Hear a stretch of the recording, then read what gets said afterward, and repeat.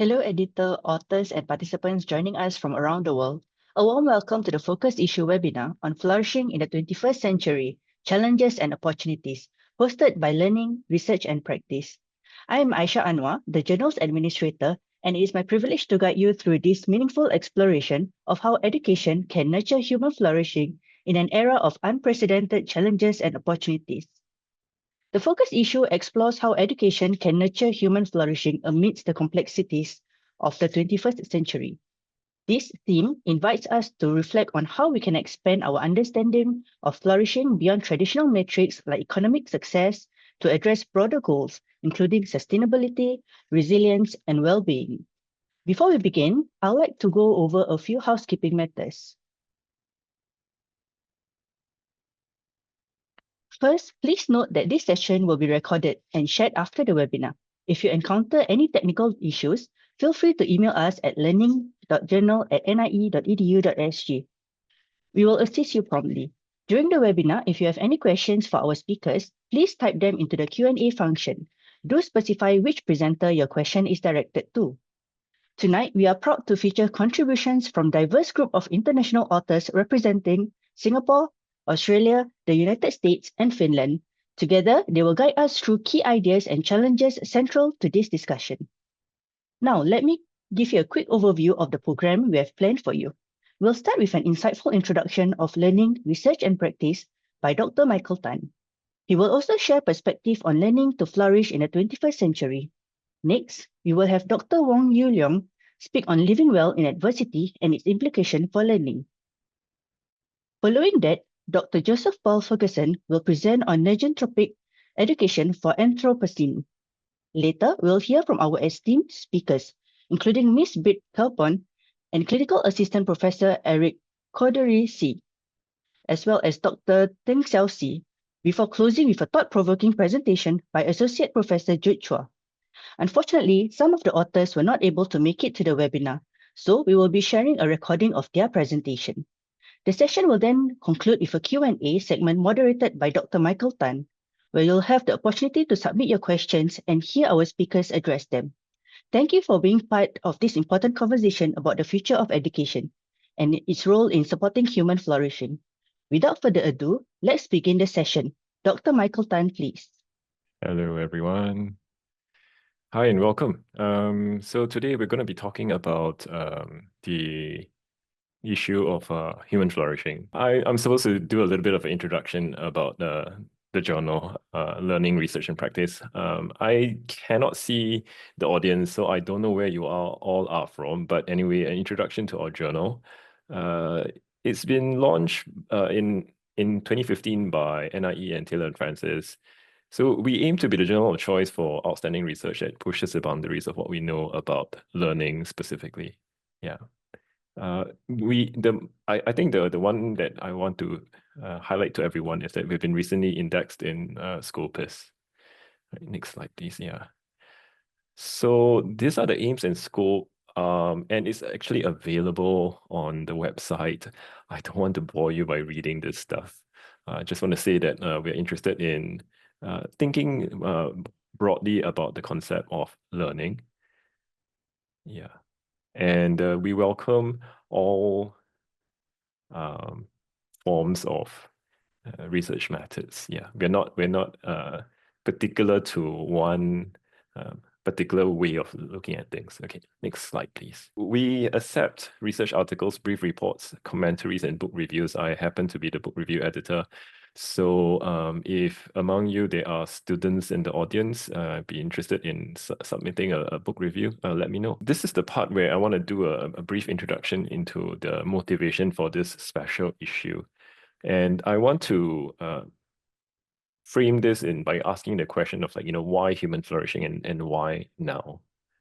So I have something prepared, so I'm just going to read a little bit, okay? So education has always been an act of preparation of young people for uncertain futures.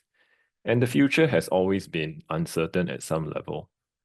I don't want to jump on the bandwagon of people who claim that the world is increasingly VUCA or BANI. For those of you who have not heard of the acronyms before, VUCA is volatile, uncertain, complex, ambiguous, or BANI, brittle, anxious, non-linear, and indescribable. Okay, I forgot. But there is certainly an increasing chorus of people who have been pointing out that the future poses numerous challenges and that we can already see the outlines of what will ail us in the future. One of the more urgent things that we have to attend to is the climate crisis. Perhaps because the alarms have been going off for so long, and we seem to have pressed the snooze button so many times that the alarm has now become our soundtrack to our lives. The climate crisis is an example of a crisis of intergenerational concern for which it then becomes a problem for educators to attend. One of the things we do as educators is to prepare young people for economically productive lives under the assumption that market forces tracks what is good for societies and individuals. However, we have had a lot of analysis over the last 20 to 30 years that have increasingly warned us that the economy is broken, that the kinds of economic activities that we engage in will translate into destruction for nature and grief for human beings, and that our forms of schooling are unjust and lead individuals and societies along paths towards servitude and oppression. At this point, I am reminded of a quote from Raymond Williams that, quote, "To be truly radical is to make hope possible rather than despair convincing." And hence, we come to the theme of this focus issue and the discussion for tonight. So we would like to ask, what can we educators do if we wish to think differently about what we should be sending young people to schools for? What ought we teach them in order that we may have a good chance of avoiding the slow catastrophe that is upon us? How ought these forms of learning happen so that we do not induce panic, but instead offer meaningful ways forward instead? And more generally, even if we do not want to adapt a crisis mindset, and even if you accuse me of fear-mongering in order to assert unnecessary changes, how ought we educate so that our young can lead meaningful lives? One of the more interesting projects that I've had the privilege of being a part of is being in one of the contributing to the discussions of the working group, one of the working groups of the OECD. It's the High Performing Systems for Tomorrow working group, consisting of the Directors General of Australia, British Columbia, Estonia, Finland, Germany, and Singapore. So one of the functions of this group is to look out for beyond the horizons threats and opportunities to education systems. So in recent years, the focus has been on education for human flourishing, for reasons quite similar to what I have discussed above. It is because of this work that I believe that the topic deserves wider attention among the scholarly community and among educators more generally speaking. As researchers in education, and especially as contributors and readers to this journal, we often pay a little too much attention to the question of how. How do we educate? What are the best ways of learning? And what tools can we use to bring about the desired changes? But I think we should on occasion stop and consider also the why and what for. Why do we educate? What goals ought we be educating towards? And this focus issue is the result of these kinds of thinking. So a word about these papers, they are quite different from the typical kinds of articles that we usually feature in this journal. The reason, as you can imagine, is that this perspective to education is still slightly beyond the cutting edge and represent concerns that are not yet mainstream. Thus, they are quite a bit more theoretical papers than empirical ones. Okay, so that aside, disclaimer aside, let's carry on to the presentations. So the first paper that we want to feature is by Yu Leong Wong, and it's written, Wong points out that one significant issue of flourishing, that we often associate the life of flourishing with one of economic prosperity and good fortune. However, we also understand that not everyone can have access to sufficient material resources and the good luck. How then can one lead lives of flourishing in conditions of adversity? So this video from Yu Leong will tell us something about his paper. Hi, I'm Yu Leong. I'm from the National Institute of Education in Singapore. Let me start by thanking the organizers for giving me this opportunity to say a few words about my paper, Living Well in Adversity and its Implications for Learning. The last decade or so has seen an increase in the amount of attention paid to the notion of human flourishing. In education, some of us have started to wonder if human flourishing shouldn't actually become one of the goals of education and of schooling.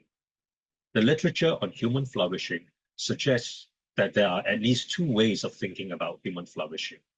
The first is to try to figure out what it means for a person to flourish. Here, we're looking for a definition of human flourishing and trying to specify the conditions that support flourishing lives.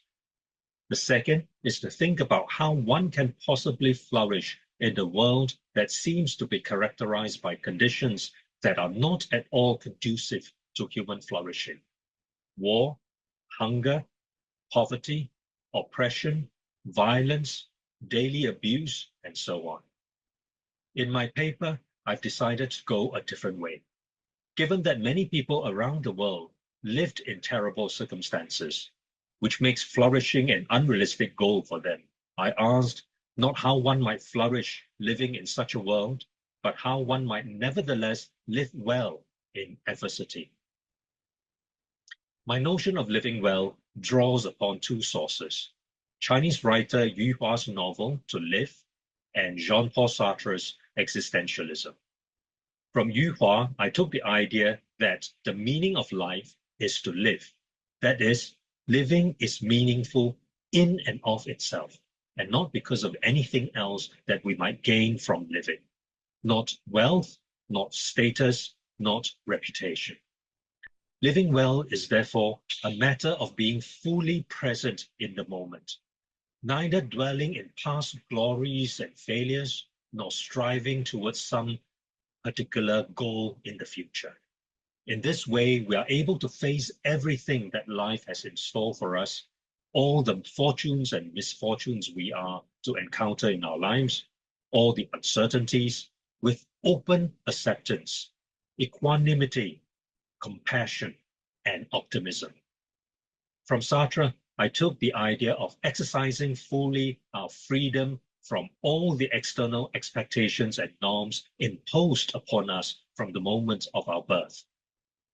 The idea of choosing for ourselves our own paths and projects in life, and of being absolutely and radically responsible for our own choices, and in this way live an authentic existence. Sartre's idea of authentic living entails constant feelings of anguish as one tries to come to terms with the uncertainties and impermanence in one's choices, which in turn entails having to choose and choose again. By combining Sartre's idea of authentic living with the concept of living well and to live, it becomes possible to live authentically without being constantly consumed by anguish. For in choosing one's own path in life, one is simply choosing what is right or appropriate for oneself in the moment, without concern for how that choice might turn out, and yet remaining fully committed to taking full responsibility for the eventual consequences. The choosing for oneself is the whole point. It is all that matters.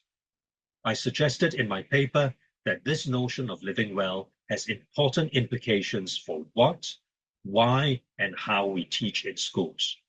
If you would like to find out more, please read the paper, either online or in hard copy. Thank you. Yeah, thanks for the trailer. Okay. Next we have the paper by Joseph Paul Ferguson. Joseph presents another theoretical piece that challenges us to recognize our immersion in the current epoch of the Anthropocene. The Anthropocene, as you should be familiar, is refers to the geological era where it's marked by human activity. So this is interesting because it's for the first time humans have come to such a level that we're actually leaving visible stains on the earth. Okay, so we have so much of an impact on the earth that is more than likely our presence is recorded in the geological record as a distinct phase of Earth's existence. Education can serve as a means to limit our collective imaginations in increasing the automaticity of our responses to the point of soullessness. What might be a way out of the mess we have collectively made for ourselves? Joe. In this short video, I would like to provide a brief overview of my paper for the special issue on flourishing in education in the journal Learning, Research and Practice. The title of my paper is Negentropic Education for the Anthropocene, Flourishing as a Gapism. I would like to firstly thank Michael and his team of editors at the journal for putting together this special issue, and I feel very fortunate to be a part of the special issue, as I think that it addresses a very important topic in the context of education in the 21st century. What I wanted to do now was to read over my abstract and then to unpack the key ideas in that abstract that really speak to what I wanted to say in the paper. I draw on the work of Bernard Stiegler and Charles Peirce to propose that negentropic education is education for deproletarianizing society through embracing the possibility of singularities. So we once again know how to live, make and do, and to theorize. We need to pay deep attention to our surroundings and to value our future-oriented desires for a pan-species reality. I argue that education ought to be about inducting individuals into the community of inquiry that seeks the truth, such that flourishing is a gapism. Negentropic education is education for creative love. This is a hopeful form of education by which students are provided with opportunities to undertake inquiry in creative ways that matter to them and their intergenerational communities. What I want to do now is to unpack what I actually mean in presenting these ideas, and then also, firstly, make clear to you why I wanted to write about these ideas in this particular way for my paper in the special issue. So when I was presented with this call for papers for the special issue around flourishing in education, the first thing that my mind went to was to take stock of where we're at as a community in the 21st century, and we're currently inhabiting the epoch of the Anthropocene. It's evident to us that our communities and the whole Earth ecosystem is collapsing around us.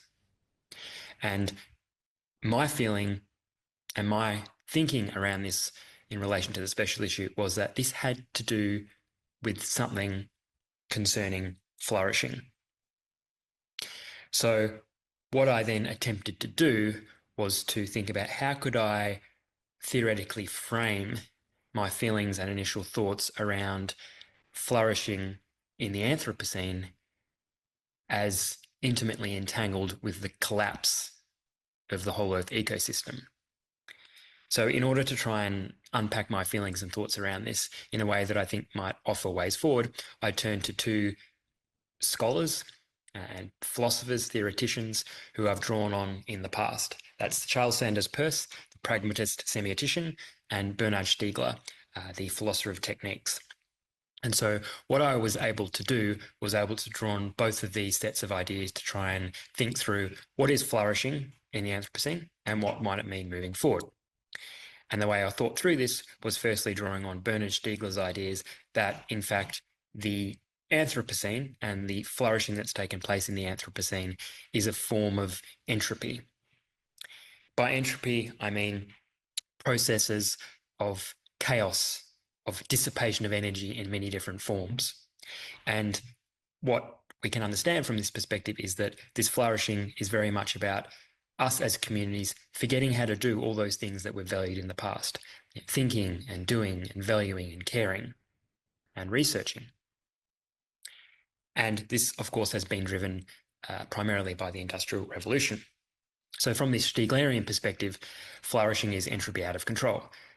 On the flip side, we can then consider, well, negentropy, which would be increasing order, the valuing of singularities, the ordering of singularities, could be an alternative form of flourishing that might actually open up productive ways forward for education.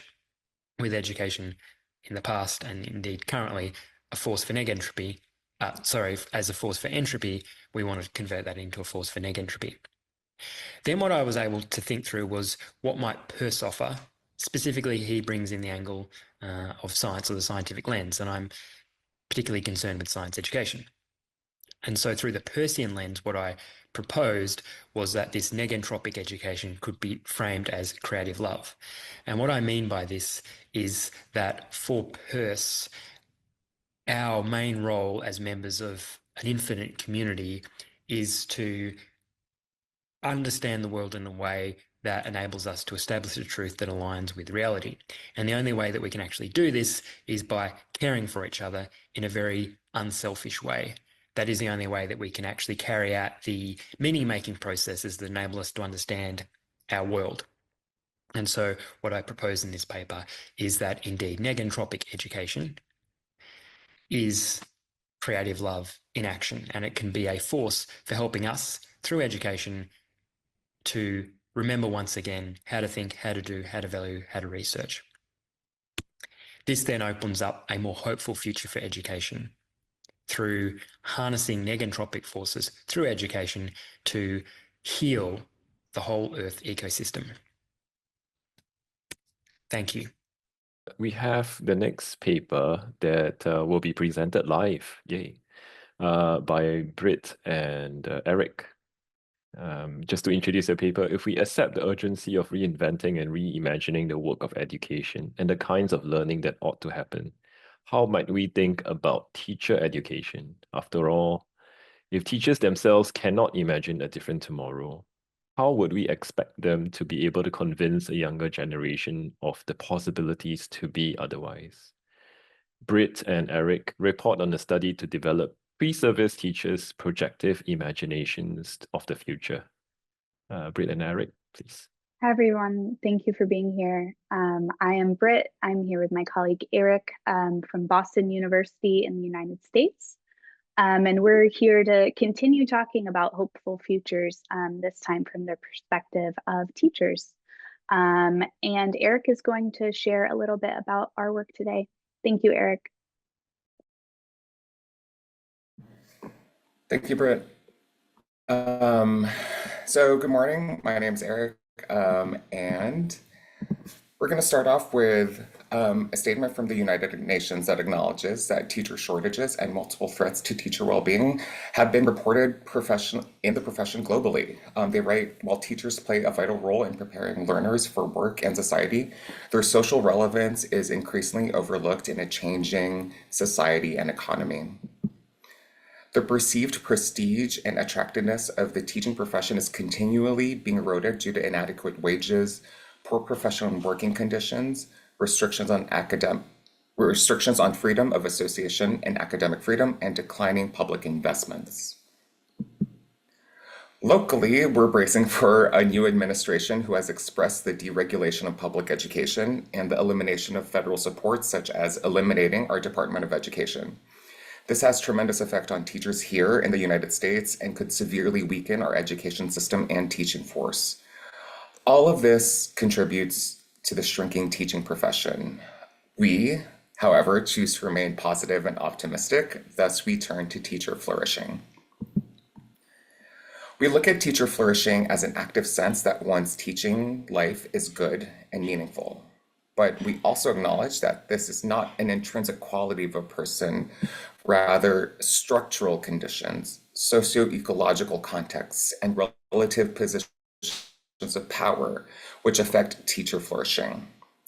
So how do we promote teacher flourishing at a time where a global teacher shortage, threats to teacher well-being, and here in the United States, weakened support for teachers are all mediators of flourishing? We attend to teacher agency.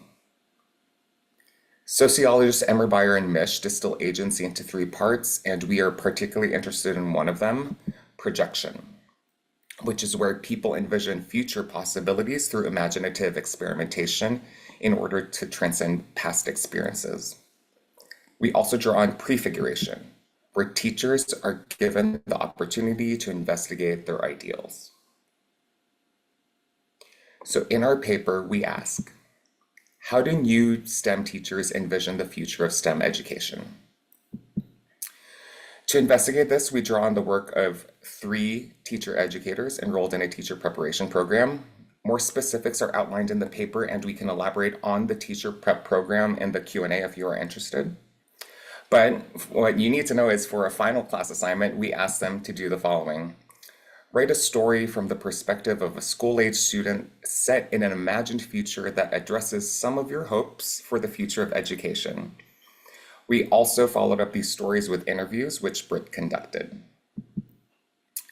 To present these findings, we'll first read a composite story or a combination of the stories by writing a new story.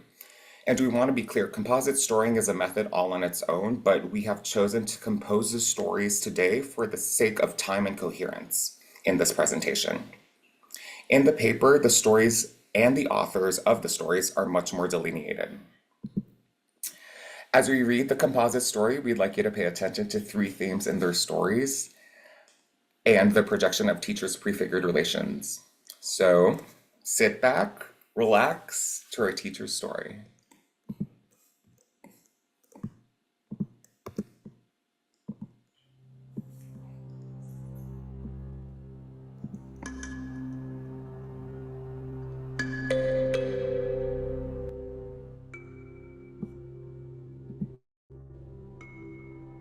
Zira, my mother shouted, "It's time to leave." I look one more time in the mirror, seeing what my hair looks like tied up and let down, and I think I'll let it down for now. We could take the bus or train anywhere, but Mom wanted to walk to school today. I didn't mind it. I love being able to see all the different parts of my community on the way to class.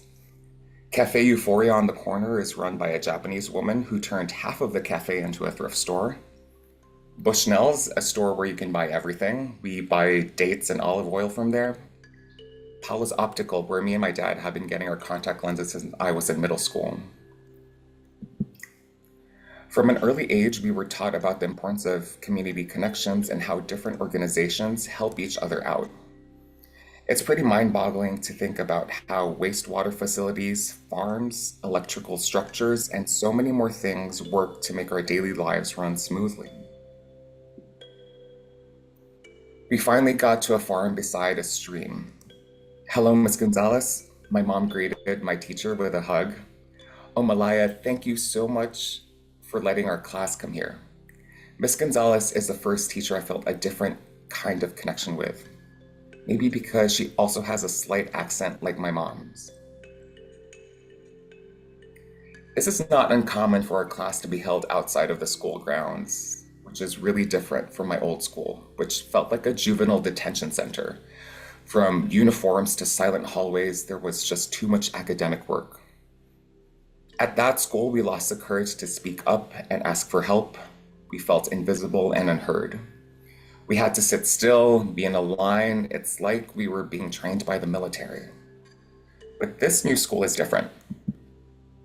Miss Gonzalez asked us to sit in a circle, relax as we connected to the earth's rhythms, and reminded us of our connection to the land around us and the responsibility to protect it, and how it is woven into our very essence.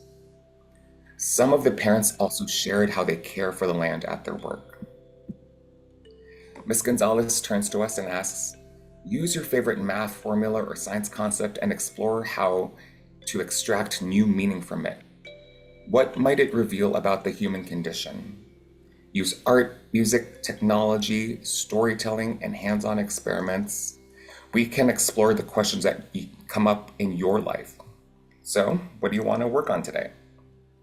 We then began to explore the farm. It's very playful. There's a sense of freedom.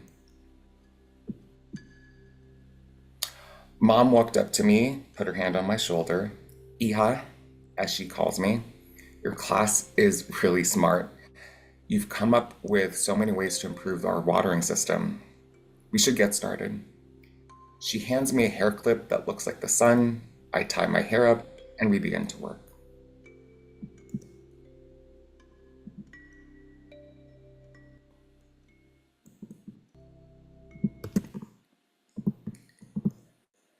In the teacher's story, we found 3 prefigurations that were important in the teacher's projections. We will lightly touch on each. We invite you to read the full article for more excerpts and from their stories and interview data. Teachers restored their experiences with curriculum.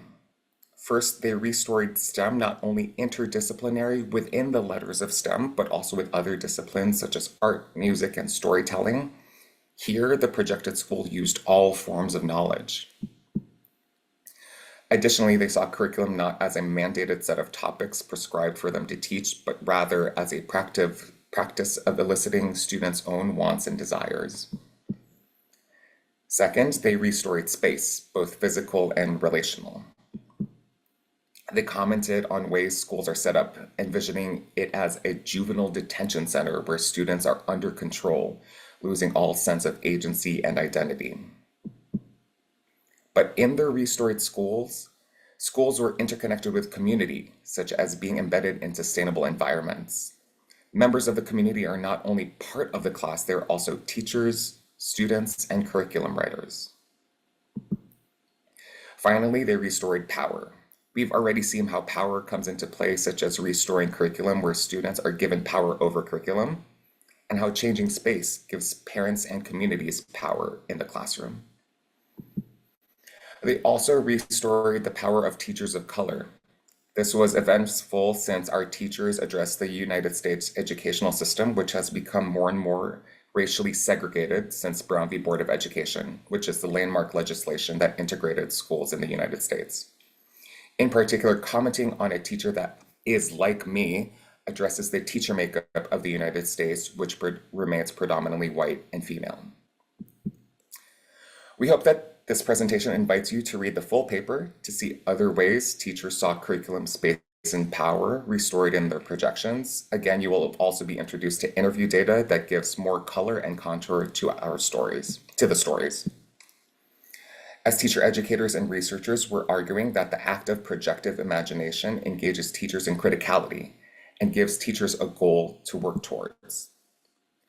When teachers draw on their projections of the future, they are able to go beyond what is possible and the status quo. By holding to these projections, their imagined futures serve as resources for sustaining their agency in the education system, so they can work towards change and futures they and their students wish to live in. Thank you all for your time. Here's our contact information if you have any further questions. Thanks, Eric. Thanks, Britt. And for the next paper, we have Xiaoxi Deng that talks about, okay, let me just introduce it. Okay, when we consider schooling as preparation for economic participation, the question that can arise is the nature of life outcomes that emerge for students whose preparation is for careers that do not typically pay as well as others. The ability to live lives of flourishing is not entirely dependent on one's material circumstances, but is strongly influenced by it.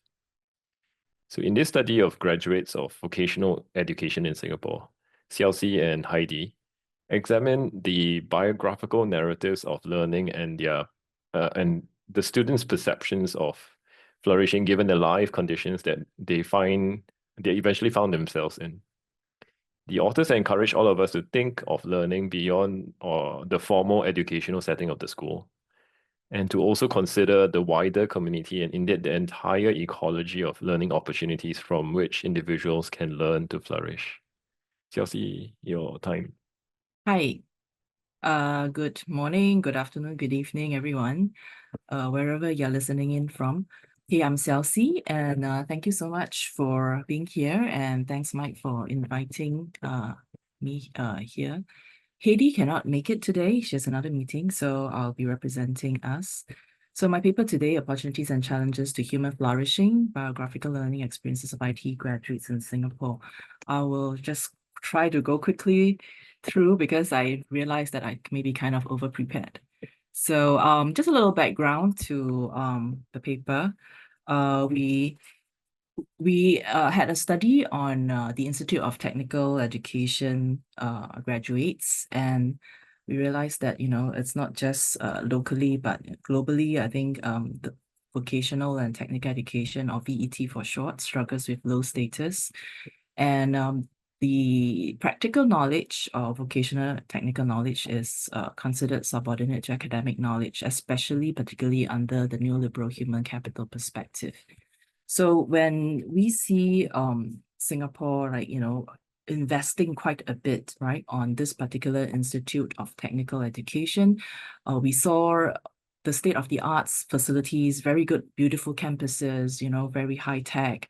There's another strength that we have, which is very good partnerships between the education sector, the industry, and the government. Okay, but yet, this ITE is still stigmatized. And if you look at the newspaper article on the right, which I was also interviewed for, it suggests that graduates still continue to face prejudice, right? And if you look into the starting salary, the median starting salary, there's a huge difference between the ITE graduates as well as university graduates. So this paper offers biographical learning narratives of the ITE graduates.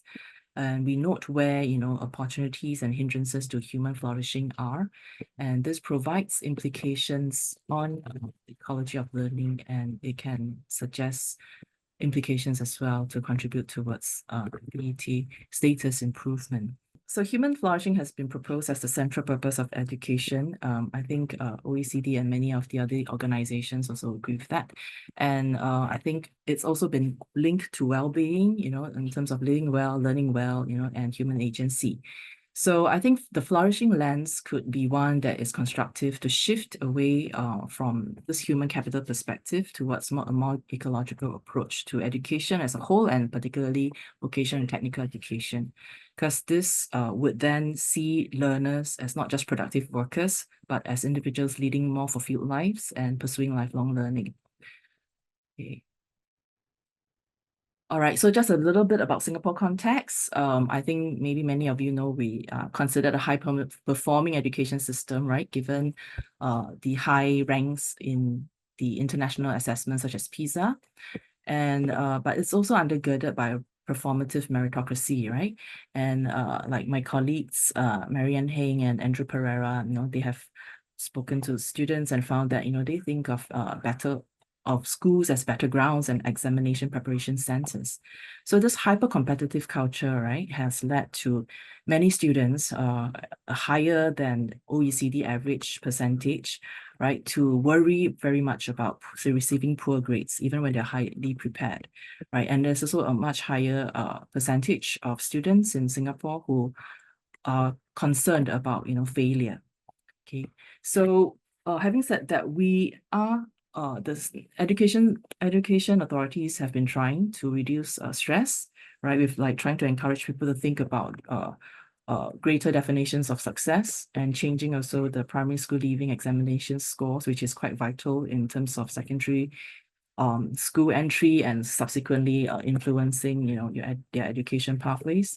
But however, very often the existing human capital thesis is still very much in the picture, and thus posing some limitations.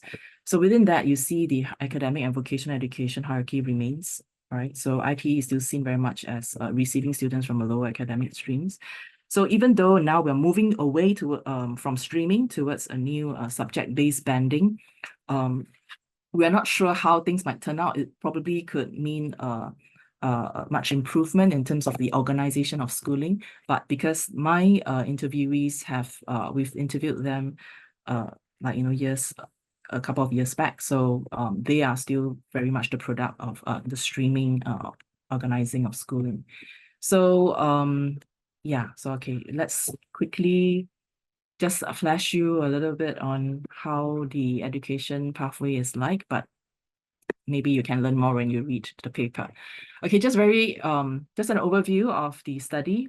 Okay, basically, the research question is, what learning experiences of ITE students contribute or hinder human flourishing in and out of school context, right? We look at the narratives of biographical learning, and we chose case narratives, 7 life stories that are selected out of 62 in total for the paper.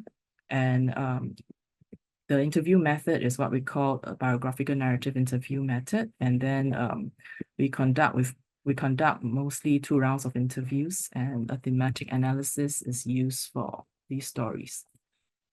So what do we mean when we talk about biographical learning, right? It's really recognizing that, learning occurs, through different domains, right? Through formal, informal schooling, education, right? Throughout your life, basically, right?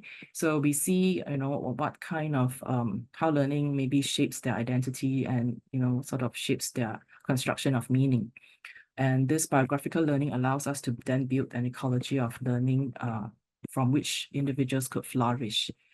Okay, so if we look at the quote below, just before the quote, right? I think it's a good reminder that learning is actually not only often informal, but also unintentional and unnoticed, right? And if we look at the quote, biographical learning processes are not bound to the sequence of learning steps in the manner of a string of pearls, but represent complex overlapping time structures taking place in formal and non-formal settings.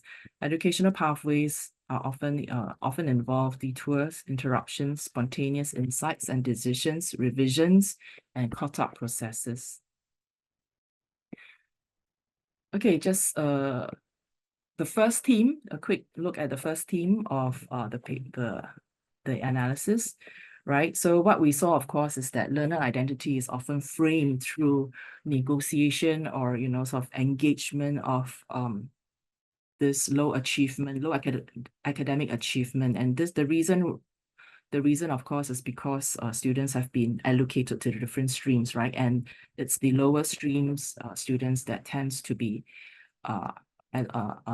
tends to go channeled towards the ITE.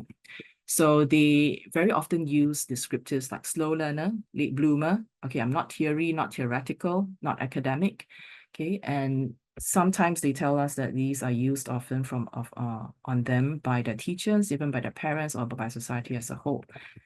So some of them would sort of go with these labels, but there are also those who actually try to resist, right? So I-11 here felt that, she's been sort of unfairly labeled because she thought that, she wasn't slow. She thought that she could learn, right? But she went to a kindergarten that used much Mandarin, whereas she herself is not a Mandarin speaker. And so I think she thought that, it didn't really prepare her well for primary school.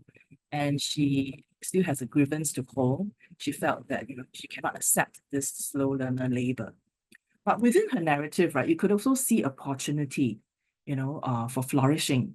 Because interestingly, even though these lower stream students are often seen as students who may not appreciate humanities and literature, because many of them, their language command in English is not as strong. Okay, so but this particular literature teacher of I-11 managed to turn it around. So from, before she started the literature lessons, she was saying, it's very boring, we can't understand, like all these students don't pay attention to it because they don't even understand the concept of literature. But after the literature teacher managed to customize learning, right, and also, borders to make it more relatable to them, right, she started to have an interest in literature. And please note, right, this quote here on the right column, she talks about Malcolm, she talks about the dagger, she talks about Lady Macbeth and all that, trying to kill while holding a dagger. Everyone's so interesting. And of course, at that age, like as teenagers, right, they were really nosy, right? Like people having affairs. Wow, that's a big thing.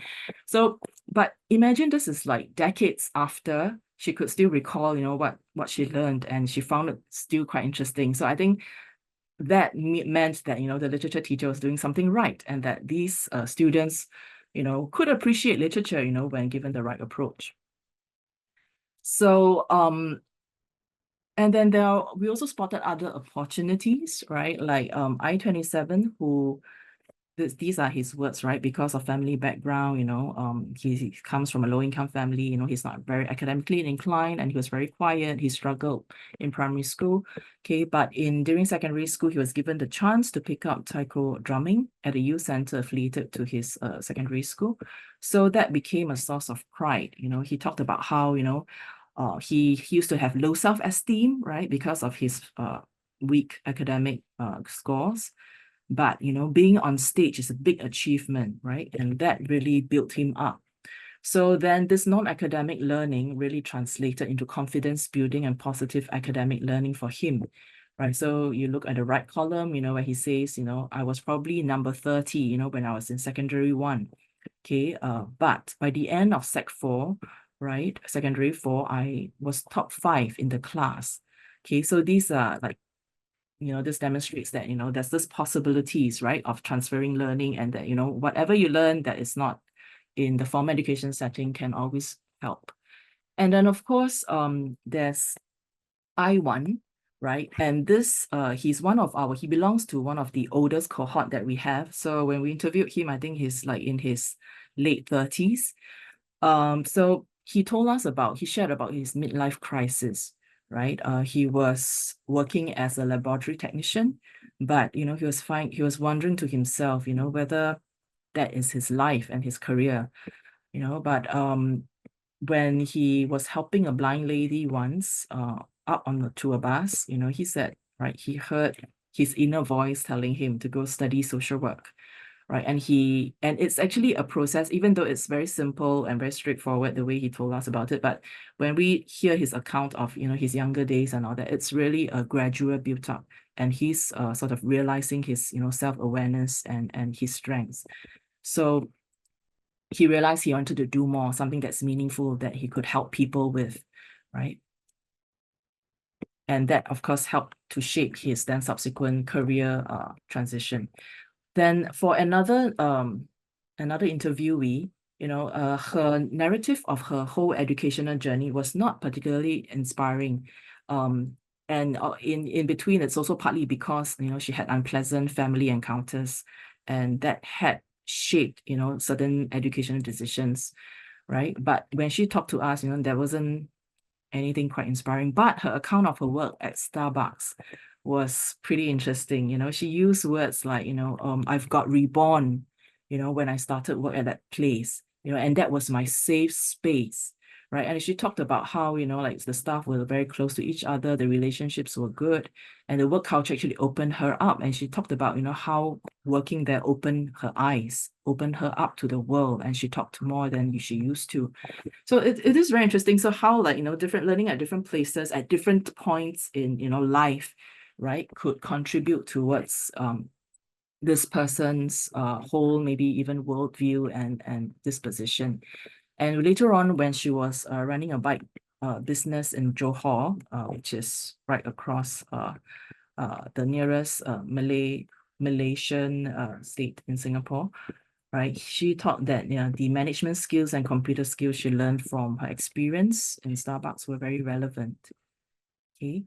Then, of course, the next theme we thought was the culture of care, okay, both within the formal education setting as well as the beyond it. And actually, well, the previous interviewee did mention some of this already. So, okay, I think I have to end this soon, but yeah, so it's really about, when they see that people care, like how lecturers and how teachers, or how sort of the other people around them connect them to resources, opportunities, helping them with, bursaries and other educational applications, recommending jobs, right? It helped to really build these people up and felt that, hey, I should have a go at it because, I shouldn't be wasting these efforts. Okay, and of course, the second chances. Okay, I'll quickly skip the discussion because I would like you to read the paper and hopefully you'll find it quite fruitful. So yeah, thank you so much for listening in. Thanks, CLC. All right, so we come to the last video. And not least, of course, is Jude Chua that presents a commentary article that reminds us about the concern for human flourishing. It's not at all a recent phenomenon and can trace its intellectual roots to the thoughts of Aristotle, who used to walk, if you see my background, somewhere here thousands of years ago. And many of the philosophers since have interpreted and extended his work. Concerns for Chua Jude include the condition for authenticity for flourishing, the state of life in contemporary times, given the technological mediation that interferes with our lives, and the educational significance of the project of human flourishing.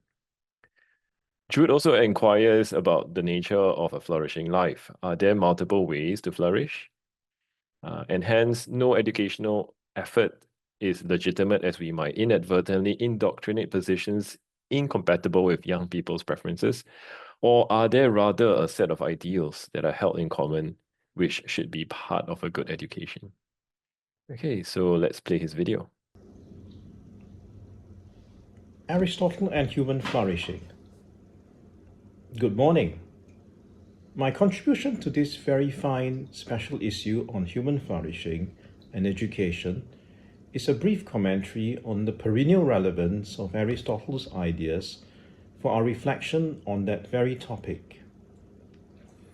Of course, any discussion of human flourishing or eudaimonia should say something about the debt to Aristotle for reasons obvious to our educated audience, even as it welcomes other versions of that concept from the point of view of other theoretical frameworks. To pay that debt, even if the contribution were merely a widow's mite, was the purpose of my commentary for that special issue. Therefore, it is short and may be read easily, and is not something requiring repetition, let alone another summary, since it is itself already a brief summation of ideas. Suffice to say that it sought to indicate ways that the different scholars and schools of thought had appropriated their Aristotle to say what might help us live and educate for the life of happiness. Aristotle, it is sometimes said, has a wax nose, and that nose, as I pointed out, was bent here and there by thinkers like Thomas Aquinas and Martin Heidegger. Those receptions of Aristotle were in turn appropriated by other important thinkers like Hubert Dreyfus, Ian Thompson, Richard Capobianco, and John Finnis, some of these my friends and teachers. Now, even if bent and borrowed, that nose is never completely twisted out of shape. Instead, these readings helpfully signal ways to worry about modern technology and artificial intelligence, and our capacity for friendship, and the displacement of the virtues, as well as the positive influence of nature. These interpretations alert us to the possible harms to our human flourishing. I also deploy them to parry some criticisms of the Aristotelian tradition by David Carr, who attacked Aristotle too hastily in my view, and appeared to demonstrate a failure to keep up with more contemporary interpretations of Aristotle and his theory of practical reasoning, such as that of the Aristotelian Thomistic or New Natural Law reception of Aristotle by John Finnis, Germain Griset, and Joseph Boyle. The reader is welcome to read my commentary, which welcomes these ways of reading and learning from Aristotle, and which, as I said, I will not waste time rehearsing here. What I would rather do, which I think is more fruitful, is to develop some ideas that I would have liked to discuss had I a bit more time to develop my commentary. In particular, I want to worry about a certain influential theory of public discourse and ask if Aristotle's thought might spare us from what I will point out is a kind of dumbing and dumber, a kind of dumbing down of thinking in the public arena. My target is John Rawls's theory of public reason.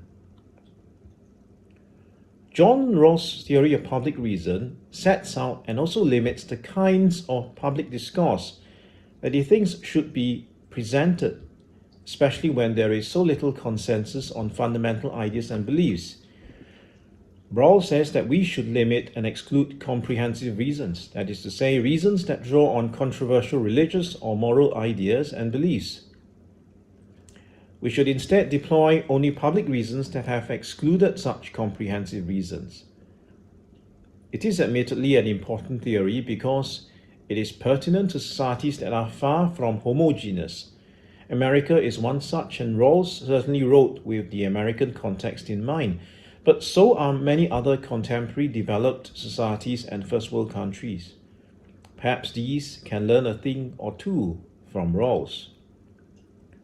So I have been revisiting Rawls' work, but as I reread him, I'm suddenly beginning to realize, or at least suspect, that when proposing his theory of public reason, John Rawls subtly equivocates what it means to be reasonable. Meaning, he seems to deploy two different senses of what it means to be reasonable, and if the reader is not careful, he or she may not realize that Rawls substitutes the more typical sense of reasonableness with a rather peculiar notion of reasonableness. It's come to my attention that Rawls' notion of reasonableness is connected to a kind of civic friendship, as he calls it. He unpacks that as the criterion of reciprocity. This requires that you expect others to reasonably accept your argument rather than that the argument is logically reasonable in itself. Well, okay, fair enough, that sounds correct. But wait, let us slow down and ask, what really does he mean by a reasonable argument? Now, I think that Rawls' notion of reasonableness is at the end of the day what I would call a kind of predictive reasonableness. Why? Well, because its emphasis is not on the logical coherence or soundness of the argument, but rather on the extent to which the argument may predictably be accepted, or the extent to which the audience might predictably be receptive to such an argument. In fact, he has said it quite explicitly in his paper in 1997, The Idea of Public Reason Revisited. He says, I quote, "We must give them reasons they can not only understand, but reasons we might reasonably expect that they, as free and equal citizens, might reasonably also accept." I think that is quite clear. Taken to the extreme, such predictably reasonable reasons can even veer very far from what is logically reasonable. For example, an emotionally charged complaint might win over billions of sympathizers on social media, and yet be absolute nonsense when viewed under the philosophical microscope. I think that is part of the reason why the theory is often criticized as arbitrary. It is indeed arbitrary if we take reasonable to mean logically reasonable. That is typically what we do mean by reasonable. But why should comprehensive reasons now be said to be less reasonable than the reasonableness of public reasons? Indeed, that just makes no sense, as John Finnis has rightly pointed out in Religion and Public Reasons.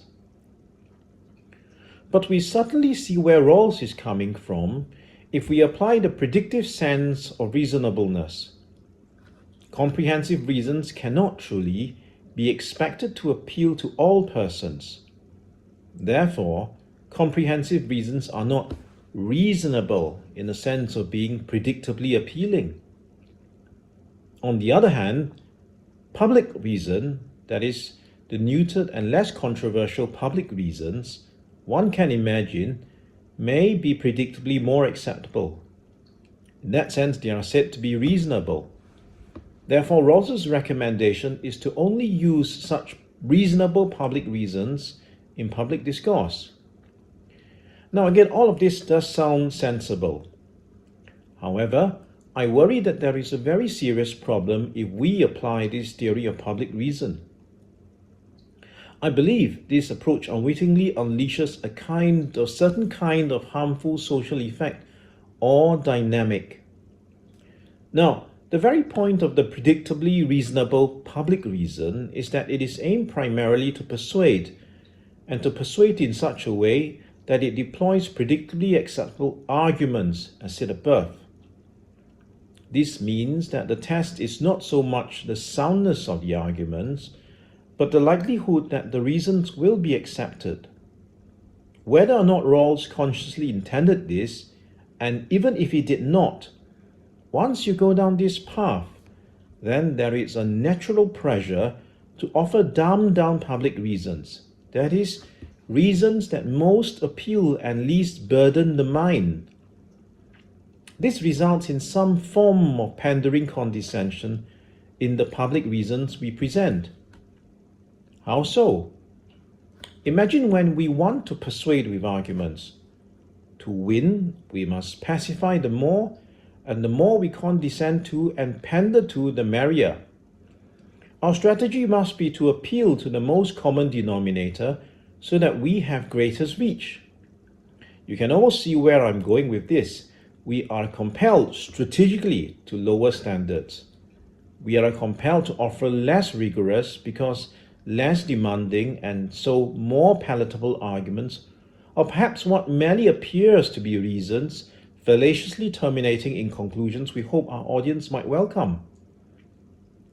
Perhaps in time, we might even not bother, but instead brazenly offer or appeal to feelings and to stoke offense against inequality or to arouse inclusive sympathies or the like, since all that may be most immediately appealing and be most intuitively compelling for any audience judged more responsive to mob emotions. Now, I'm not saying that there are no good reasons for promoting equality or for being inclusive or the like. There are. But the point is that our manner of discourse will no longer appeal to reasons, but descend into a kind of emotivism. That we are persons of goodwill is no safeguard. The temptation to win one's audience is real and strong. Public reason's seductive path is a straight one down to emotive discourse, I'm afraid. Now, one might contest this prediction as just ridiculously paranoid and pessimistic. Even if one disagrees with my projection of its inherent tendency or its essence with its natural path, as it were, which is of course best corroborated empirically or sociologically, it is nevertheless still true that our discourse today is already mingled with emotive, woke attitudes. No sound thinking, intelligent person today would dare to engage a public audience without at least paying attention to woke feelings and sentiments. This is certainly the case if he seeks to persuade and to win a public audience over. Unless he is preaching to his own choir, he would necessarily need to at the least offer that which appeals to relevant woke sentiments. Now, all this worries me because emotivism habituates the audience to think of reasoning as too tedious. The audience is already viciously habituated to think merely by feeling. If so, predictably reasonable public reasons will want to match that irrational sentimentalism and to stay trapped there. This can be very alarming. Now, that's why I still think we need to pay attention to Aristotle, the Aristotelian tradition, or what is also called the central tradition. One version of that Aristotelian central tradition that I'm familiar with is new natural law theory. Natural law theory's approach and aspiration appears to be the opposite of the public reason approach. It seeks to present comprehensive reasons, that is, the whole and sound truth in the public square. Not surprisingly, Robert P. George has noted it is an implicit target of Rawls's theory of public reason. Instead of a kind of pandering condescension, natural law theory aims at a pedagogy of consciousness raising. When we insist that we ought not merely offer that predictably winning pandering pacifier called public reason, what are we saying? We are saying that with the presentation of our comprehensive reasons, we want to place our audience in what some educational psychologists call that zone of proximal development. In that zone, they are encouraged to rise above their current capabilities of comprehension. It's not about pandering to or pacifying them. It's not about condescending to them. Of course, it's not about presenting such esoteric arguments that they are out of reach either. But it does mean we have faith in the rational capabilities of the audience, and that we are willing to risk some level of their discomfort and also to risk some level of rejection, at least initially, in order that with our reasons, the audience might learn the good comprehensive reasons and understand their recommendations when they mull over these reasons.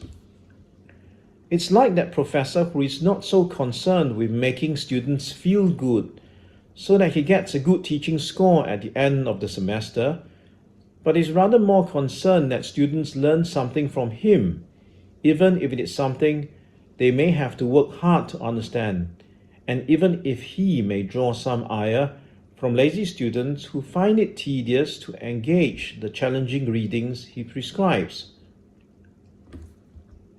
Such an Aristotelian approach is, I think, better for society on the whole. It means that we are leveling up the intellectual capability of society and not lowering it. When Robert P. George, in Making Men Moral, spoke of the pedagogy of the law, and John Finnis, in Natural Law and Natural Rights, argued for law in its focal meaning, all of that was about challenging us to get from a current worse-off place to a better place, both intellectually and practically. It means having the perfectionist conception of law make us better, if need be, punitively, or having jurisprudence think about what is truly good law, so that we might reform bad law towards what law ought to be. And so recall Aristotle's study of recall Aquinas' study of Aristotle's definition of friendship. Aquinas, reading Aristotle's On Rhetoric, reminds us that true friendship means wishing for and helping the other become better or to enjoy the real goods, including the good of truth. Michael Sherwin's On Love and Virtue has a very good study of this, that is very accessible. And the notion of friendship is also deployed in John Finnis's Natural Law and Natural Rights. If that is what true friendship is, then the Aristotelian new natural law theorist's approach is truly one of true friendship.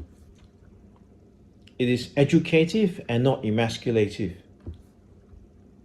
By contrast, Rawlsian public reason's civic friendship is at real risk of encouraging a sham friendship, or friendship in its corrupt or impoverished sense.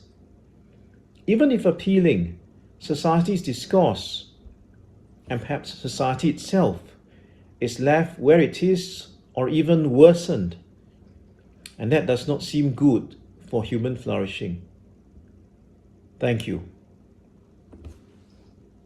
What to do is, okay, there's one question already. I guess we want the panel to think about what is the difference between human flourishing and meaning in life, life satisfaction, and well-being.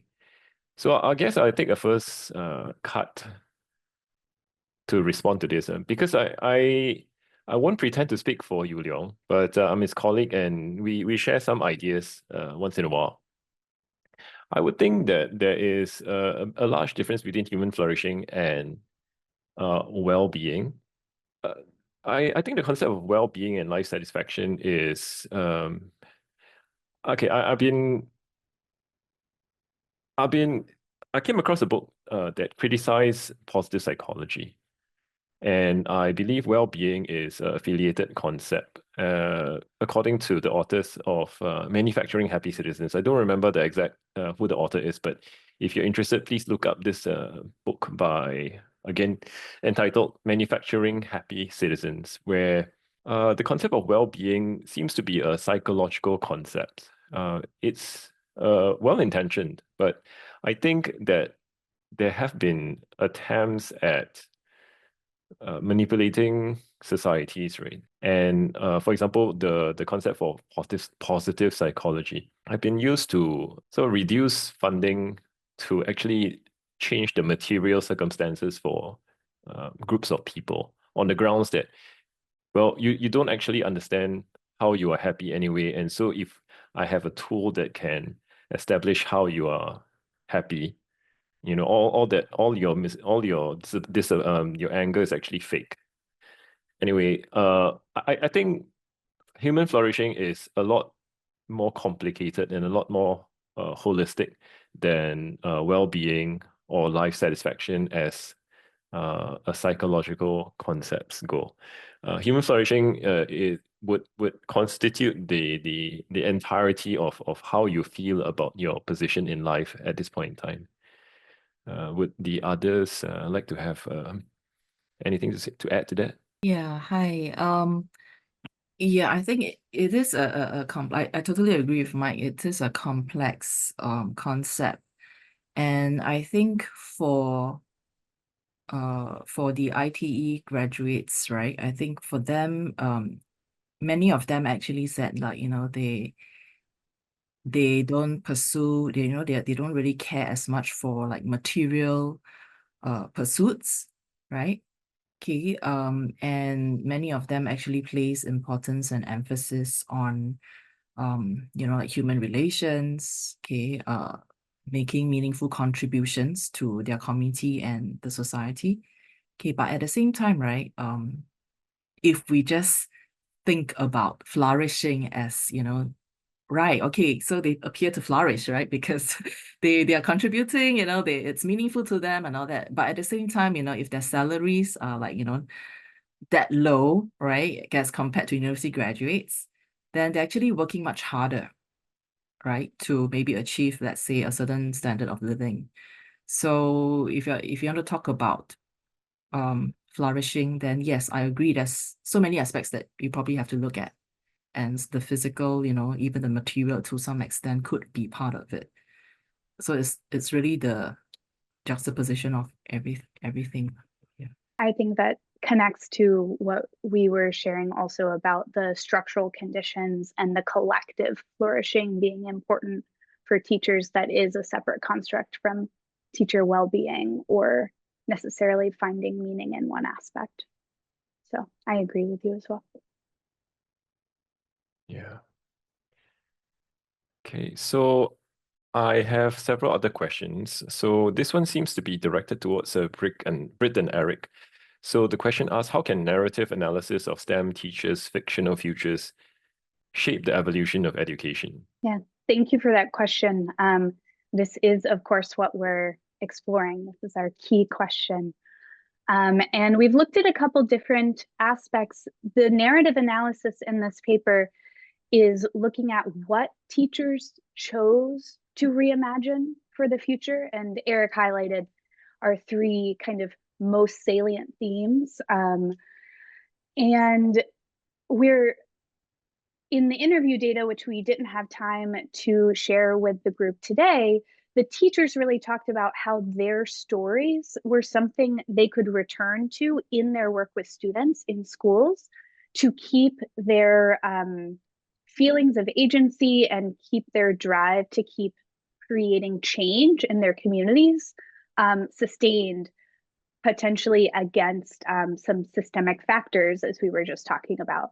So we were hoping to catalog what the content of their hopes for the future are, while also supporting their continued agency beyond this particular experience. Eric, I don't know if you want to add anything. Maybe I'll add a little bit. I mean, the question asks about like shape the evolution of education, and I think the challenge is always with trying to rethink what else education can be. And it is very often that the circumstances that we live in limit our imaginations, our collective imaginations of what education can be and what it can be for. Because we often are in situations where, there is no funding, there is, especially in the UK, for example, conditions of austerity, which are very, very crushing. So I suppose a lot of the audience are people in Singapore, and doesn't seem to be really a situation which seems to be relevant. But I don't think that, I mean, for Singapore, I think the theme is that of like economic necessity. We can't not do what the economy demands of us, and I think that's also something that is quite prevalent in the discourse in the United States. There's so many curriculum innovations that are simply brought about because the economy demands it. And we always say that if we don't do X, be it computational thinking or design or something like that, your children are going to be left behind.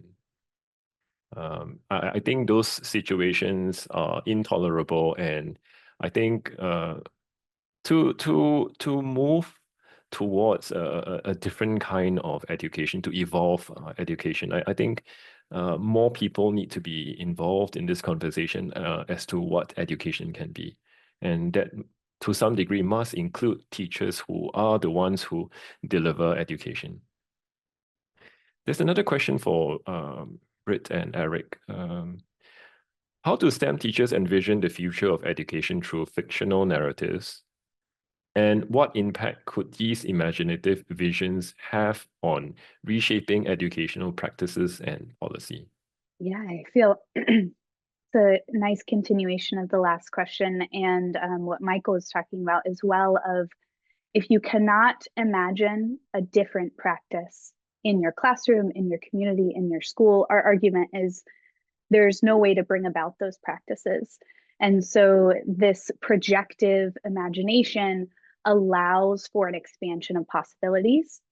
And we are really focused on creating change in the local context with the idea that that will continue out in a collective process. So we're more interested in the collective of teachers and how teachers' voices in the United States, at least, are very silenced when it comes to policy decisions. And so part of our work here is to uplift and create a platform for teacher imaginations of the future, as Michael was saying, in order to have those be some of the driving forces for educational change. Okay, so the next question is for Xiaoxi. What are the opportunities and challenges for human flourishing in the biographical learning experiences of IT graduates in Singapore? I thought I just presented some of those just now. So basically, well, I think the one huge challenge, I think, of course, is them having to negotiate around this perception of them as lower academic achievers, right? Because because I mean, like, you don't really hear, people say, I aspire to go to ITE, right? You don't really hear that. But although I must admit that when I look across the cohorts, because we interviewed 3 cohorts of students, right? And the oldest are graduated around like the 90s onwards till about 2000 plus. And then when we talk to them and versus when we talk to like the cohort that is the youngest, they're either just graduated or graduating. You could tell a difference in terms of their attitudes towards the institution. So they still feel that they're stigmatized. They still feel that the social stigma is a huge issue that they have to deal with. But at the same time, because of the institutional enhancement, they have global links, more global links now to international companies. Like they have like internships, opportunities to go overseas. They have a lot more opportunities as well, like in terms of competition awards, and various CCAs, which is the extracurricular activities, right?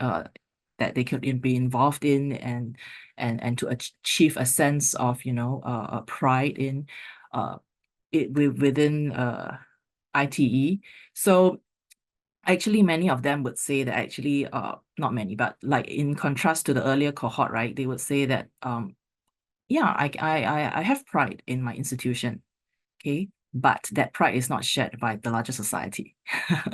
So that is still an issue because, and I would trace it to the hierarchy between academic versus technical skills and knowledge. So that is something which probably IT itself cannot handle alone. It cannot handle because there's a lot to do with what I suggested just now, like the remuneration, right? At the end of the day, after you graduate, what salaries do you receive? And of course, we can always say, well, there's no preventing you going further, right? To go on to a polytechnic education, to a university, which actually quite a few in my study actually did.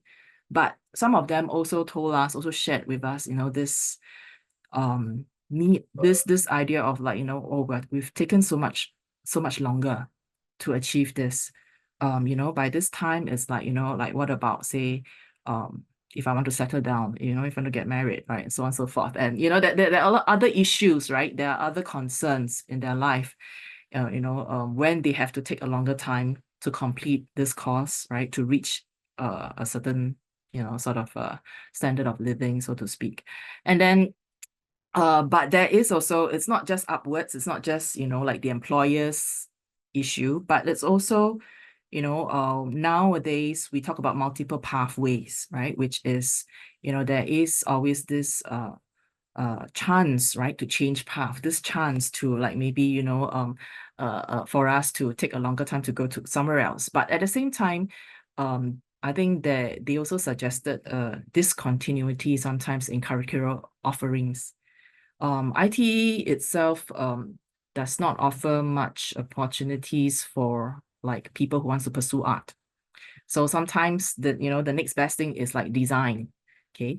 So yeah, and they talked about how, like sort of they would probably need to prepare a bit more, portfolios on, on their own, right? Rather than sort of, having greater support around them.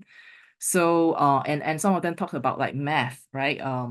A number of our participants are not very good in math, but they have, even when they have the opportunity later on, like in polytechnic, to pursue a course like in engineering that involves math, they find it very, very tough because their previous experience at ITE doesn't offer them that bridge. And even though polytechnic nowadays, they do try to cover, they have some bridging courses and all that, but some of them feel that it's not enough yet. So I think ITE is also aware of these issues. So I'm hoping that they can fine-tune some of this continuity to facilitate the continuity, so that when we talk about multiple pathways, doors are actually open and not just half open. And also, of course, I think as I also suggested, I think, to the journalists in the other CNA paper, Today paper, I think probably we need to expose younger students, like even in primary school, right, secondary school students, both, whether they are on whichever banding, right, we should expose them to both academic and technical skills and knowledge. I think they will then appreciate this knowledge better and not, feel that this is such a big gap or this is so different from me, the things that whoever, this other group of students are doing. And I think that would really help to narrow the hierarchy between them. Yeah, I just wanted to add that this idea of the cognitive distinction between, the elites based on cognitivism, right? Is according to David Brooks, it's not ancient. I mean, it's just basically about 60 to 80 years old. So I came across this article recently in The Atlantic entitled How the Ivy League Broke America. And it's a nice read and it explains a lot about like how we got to this state of affairs that we are in right now. As what happens in the US, the 800-pound gorilla, the rest of the world also has to react. And, in part, the kind of troubles that we are experiencing in ITE, vocational education, may be related to the decisions of, was it Conant and Harvard in the 1940s or 1920s? I can't remember now. But yeah, have a look at that article, by David Brooks, How the Ivy League Broke America. So I'm looking at the time. I just have two more last questions. I think the first one is open to everybody, and it's a general question. How do we enable students to flourish in community? So not just as individuals, but as members of societies that matter. And I guess I would like to listen to Eric because he didn't say anything very much so far.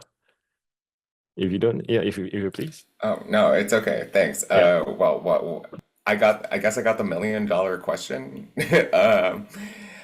I think one of the things for students to flourish, I believe, is allowing them to examine systems of power. That was also part of our definition of flourishing that Britt alluded to earlier, that and Michael and Teng also alluded to, that we're not using flourishing as an intrinsic psychological condition, but rather something much broader.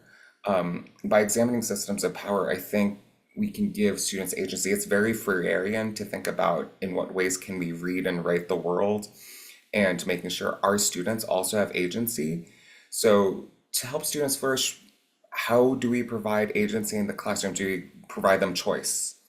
Do we provide them opportunities to learn things that are interesting to them without the facade of this is interesting to you because we tell you it's interesting to you. We want you to compute the number of apples and oranges in baskets because this is interesting.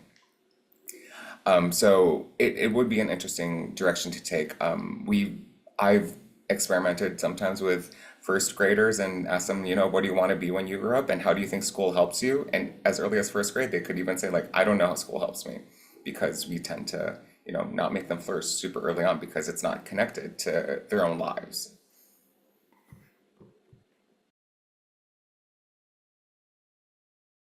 How about you, Britt? Yeah, I think the question really is about this collectivity that is the challenge, and moving educational research further from perhaps the solely cognitive view is, of course, the work of the last 20 years and the work moving forward. And I think adding in, as Eric was saying, the criticality of developing this broader systems level understanding of your individual place and its relation to others, and also the land and non-human aspects of our world, technology. All of those pieces are involved in coming together and sustaining, hopefully, a more agentic and flourishing pathway forward. Xiaoxi. I actually agree with them. I don't really have extra to add. I think I'll just add a little bit about, I pick up on what, Britt, you were talking about, the conditions of nature. And I just want to add that, like, I think we, especially those of us who live in cities, and we forget that the kinds of conditions in which we live in is very, very artificial. And the kind of petty quarrels that we have. I mean, I'm always reminded of this idea of the overview effect, where people who have had the privilege of going to space or to see the curvature of Earth come back and they rethink. They come back with vastly changed ideas about the meaning of life, especially how petty our squabbles can be. And when we are able to see, I think, like, being in nature, seeing just the indescribable beauty in this, just ineffable, just being in nature allows us to think differently about what it means to be alive, and what is it that we ought to be doing for one another. Okay, I have one last question. Okay, so perhaps for everyone, what are some research centers or experts that you would recommend for people to refer to?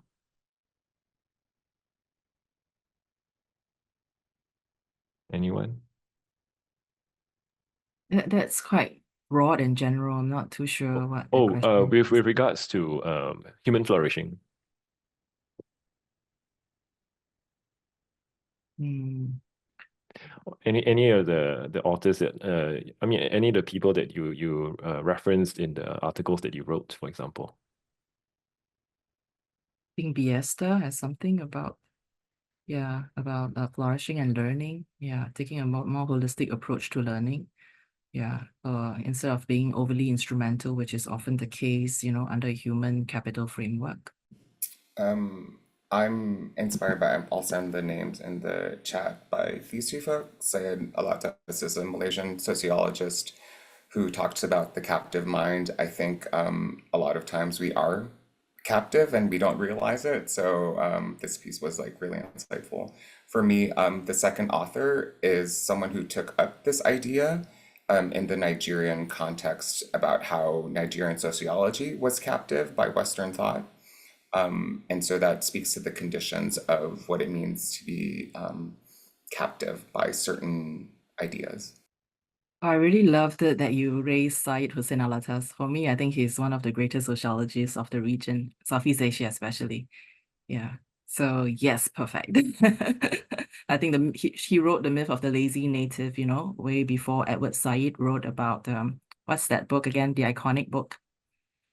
Sorry, it's like Disrupted Sleep. Previous nights. What's the iconic book again? It's not Cultural Imperialism, the one before that.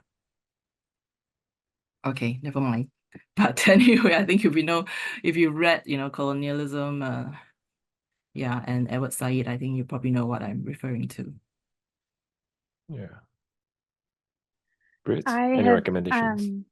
yeah, I've lately been, and this is in line with Eric and I's work, been inspired by reading speculative fiction in the social sciences and beyond, including Afrofuturism. And Antero Garcia and Nicole Mira do some nice work connecting speculative fiction to education, in particular for students of color in the United States. And that's an issue I'm continuing to learn more about, and reading the fictions that scholars have written to critique our system has been really informative for me. So if you've never had the opportunity, search out some speculative fiction on your interest topics. I really love that point about how we seem to be all constrained and like stuck in ways that we don't even know that we're stuck in. I always think about this idea of the environmental crisis, and we all know that it's terrible to drive cars, but we all shrug and go, "Oh, what do we do?" The especially in North America, the road networks are there. I mean, cities are not they're car centric in such a way that you cannot get around without a car. So anyway, my recommendations are, I'm just going to post them in the chat box for everybody too.